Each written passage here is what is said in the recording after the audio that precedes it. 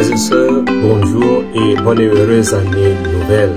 Bonne année 2025. Aujourd'hui, 1er janvier 2025, nous célébrons la fête de Marie, Mère de Dieu, la solennité de Marie, Mère de Dieu. Et le fil conducteur que nous retrouvons dans les lectures de ce jour, c'est la bénédiction.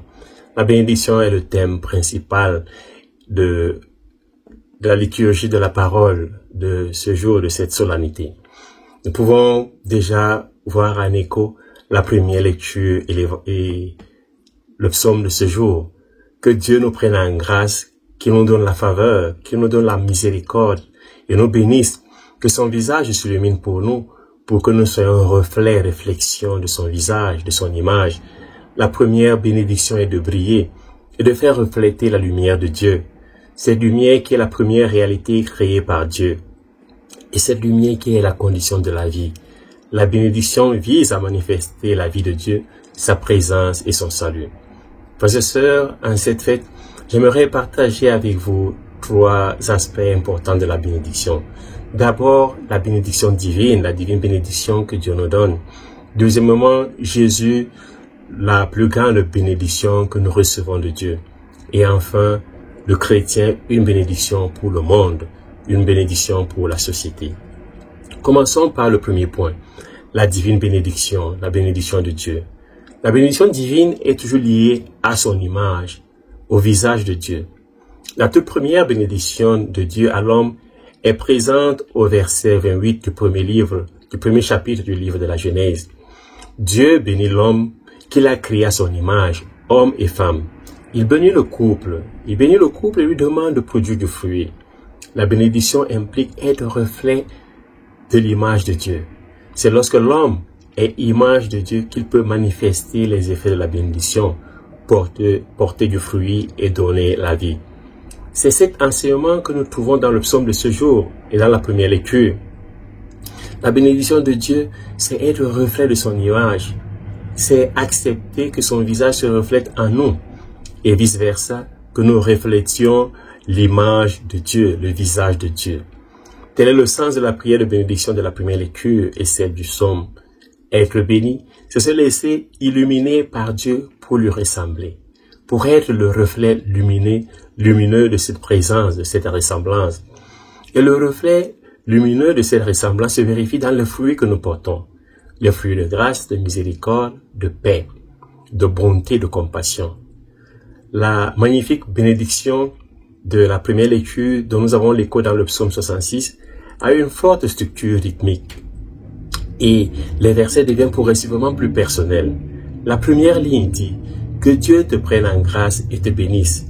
Cette première ligne, ce premier verset fait référence aux bénédictions matérielles, la subsistance, la santé physique, l'intelligence et le reste. La deuxième ligne dit que Dieu fasse briller sa face sur toi et te fasse grâce. Cette ligne, ce verset fait référence à la bénédiction interpersonnelle de la grâce entre nous et les autres, entre nous et nos frères et sœurs. La troisième ligne, qui est la plus profonde de toutes, qui est une bénédiction plus intérieure, plus personnelle, que Dieu tourne sa face vers toi et te donne la paix. Il y a plusieurs habitants dans notre monde, frères et sœurs, et Dieu bénit chacun d'entre nous. Dieu fait illuminer sa face sur chacun d'entre nous, son visage sur chacun d'entre nous. Le fait que nous soyons des enfants de Dieu est source de bénédiction, comme nous l'écouterons dans la deuxième lecture de ce jour. Dieu est notre parent, nous sommes ses enfants. Il tourne son visage vers nous, il se soucie de nous. Cette bénédiction rétablit la bénédiction des origines qui a été suspendue à cause de la malédiction du péché. Deuxièmement, Jésus, la bénédiction suprême. Saint Paul dit dans la lettre aux Éphésiens, « Béni soit Dieu le Père de notre Seigneur Jésus-Christ. Il nous a bénis comme les bénédictions de l'Esprit au ciel dans le Christ. » Premier chapitre, verset 3. Dieu nous a comblés de toutes sortes de bénédictions en Jésus-Christ. Jésus est la bénédiction des bénédictions. On pourrait dire en hébreu, Birkat Haberakot, la bénédiction la plus importante. C'est à travers lui que nous recevons de Dieu et grâce sur grâce, le dit aussi Saint Jean.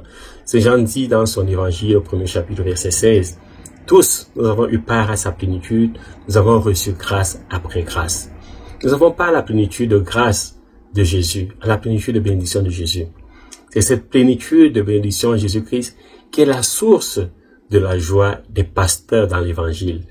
Les pasteurs repartis, ils glorifiaient, louaient Dieu pour tout ce qu'ils avaient vu et entendu selon ce qui leur avait été annoncé. Les pasteurs ont vu la gloire, c'est-à-dire la bénédiction annoncée par les anges. Cette gloire qui les avait enveloppés d'une lumière resplendissante.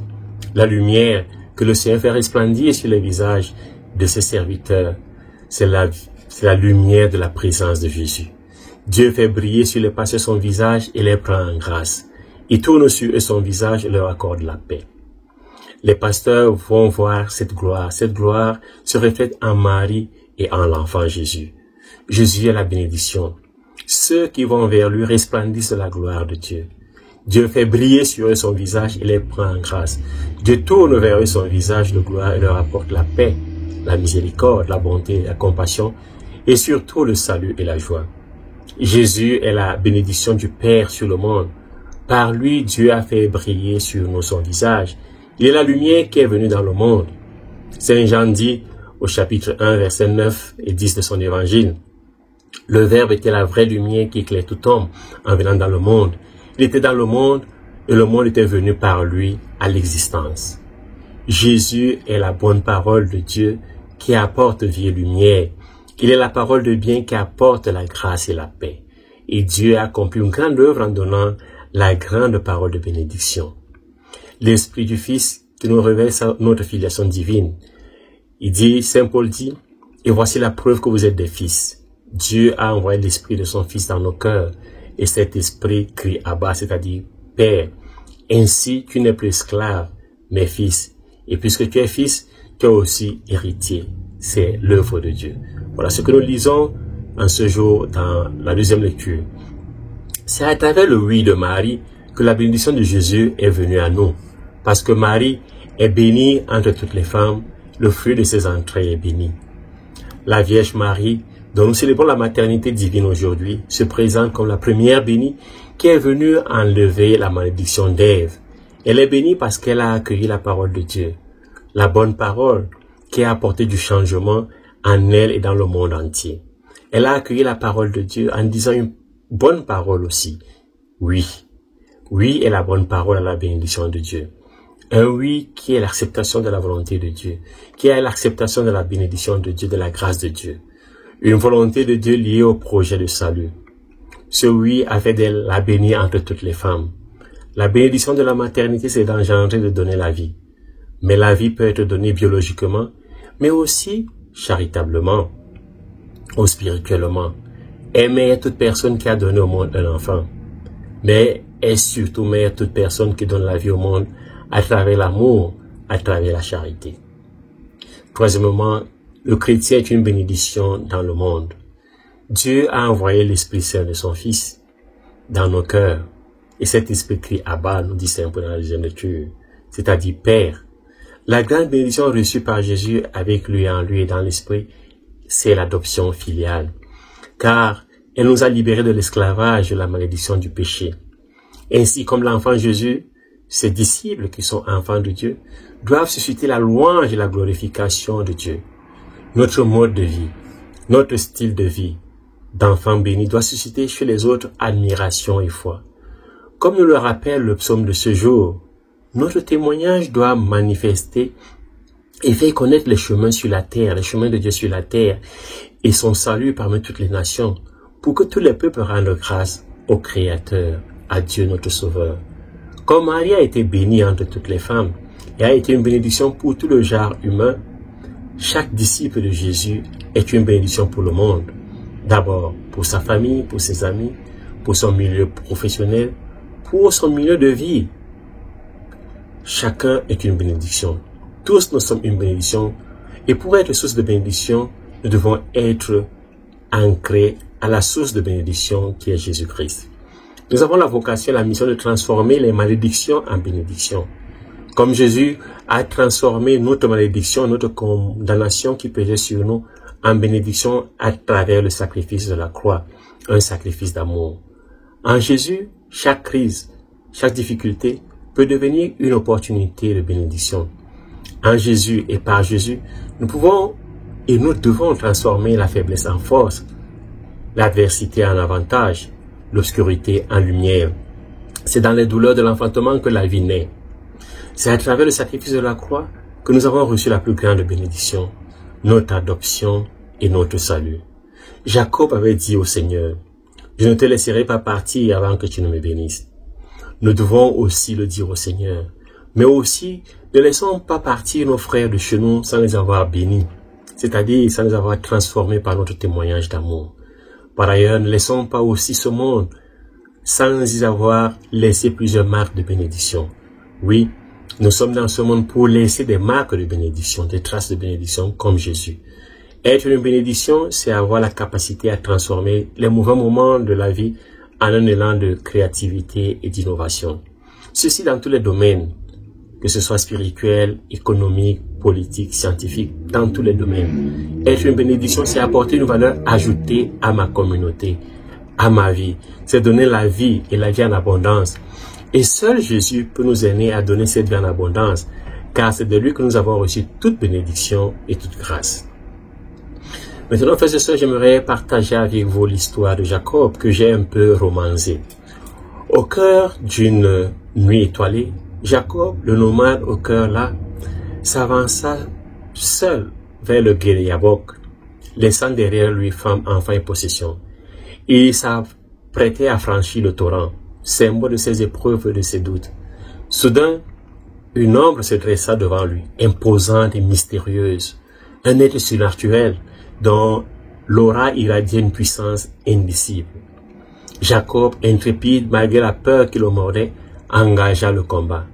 Il luttait toute la nuit corps à corps, muscles bandés, dans un balai silencieux éclairé par la seule lueur des étoiles.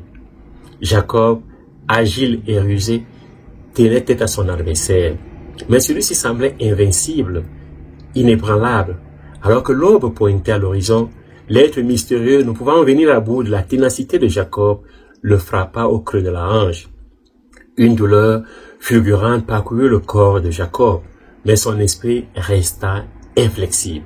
« Lâche-moi, car l'aurore s'est levée, ordonna l'être mystérieux. » Mais Jacob, le regard brûlant de détermination, répondit, « Je ne te lâcherai pas, je ne te lâcherai que si tu me bénis. » Intrigué par cette obstination, l'être mystérieux céda à sa demande. « Quel est ton nom ?» interrogea-t-il. « Jacob, » répondit le nomade. « Ton nom ne sera plus Jacob, mais Israël, car tu as lutté avec Dieu et avec les hommes et tu l'as emporté. » Jacob, marqué à jamais par ce combat, comprit alors qu'il avait affronté l'épreuve ultime, celle qui met à l'épreuve la foi et la volonté. Il traversa le gué, boitant mais transfiguré, prêt à affronter son destin avec une force nouvelle. Frères et sœurs, il faut lutter pour être béni, pour recevoir la bénédiction. C'est à travers les sacrifices, les épreuves, les luttes que nous obtenons les bénédictions. Le seul commandement lié à la bénédiction, c'est l'obéissance à nos parents. Et Dieu est notre premier parent. Nous lui devons obéissance comme à nos parents aussi. Cette obéissance à Dieu et à nos parents et à nos supérieurs peut être une épreuve, une lutte comme celle de Jacob. Le combat de Jacob symbolise la quête perpétuelle de l'âme humaine pour la bénédiction et la reconnaissance, pour la renaissance, rappelant que chaque épreuve porte en elle les germes d'une transfiguration et d'une croissance. Mais la lutte, même la plus ardue, mène toujours à la transformation et à la bénédiction. Il faut lutter pour être béni. Et c'est à travers les sacrifices que nous obtenons les bénédictions. Que cette année nouvelle soit une année de bénédiction. Que le Seigneur nous assiste dans nos luttes. Que le Seigneur nous assiste dans nos épreuves pour que nous soyons vainqueurs, car nous sommes ses enfants. Vainqueurs pour mériter ces bénédictions et partager ces bénédictions avec nos frères et sœurs. Une fois de plus, heureuse année nouvelle et que Dieu vous bénisse.